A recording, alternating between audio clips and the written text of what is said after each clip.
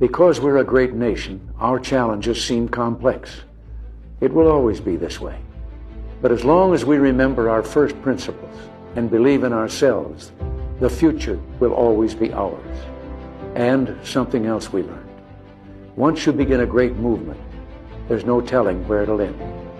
We, the people. We, the people, tell the government what to do. It doesn't tell us. We, the people, are the driver. The government is the car.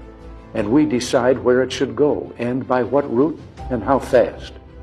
Almost all the world's constitutions are documents in which governments tell the people what their privileges are. Our Constitution is a document in which we, the people, tell the government what it is allowed to do. We, the people, are free. But man is not free unless government is limited.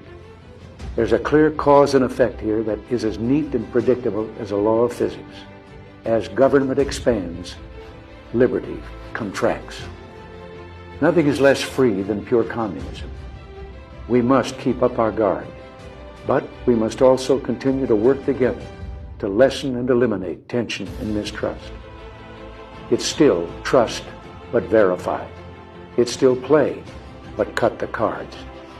It's still watch closely, and don't be afraid to see what you see. You won every battle with every call you made and letter you wrote demanding action. Well, action is still needed. This national feeling is good, but it won't count for much, and it won't last unless it's grounded in thoughtfulness and knowledge.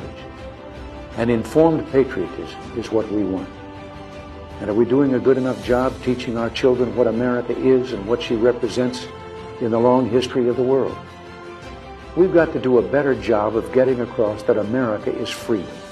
Freedom of speech, freedom of religion, freedom of enterprise, and freedom is special and rare.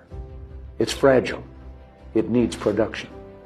So we've got to teach history based not on what's in fashion, but what's important. Why the Pilgrims came here, who Jimmy Doolittle was, and what those 30 seconds over Tokyo meant. If we forget what we did, we won't know who we are. Let's start with some basics. More attention to American history and a greater emphasis on civic ritual. And let me offer lesson number 1 about America. All great change in America begins at the dinner table. So tomorrow night in the kitchen, I hope the talking begins. And children, if your parents haven't been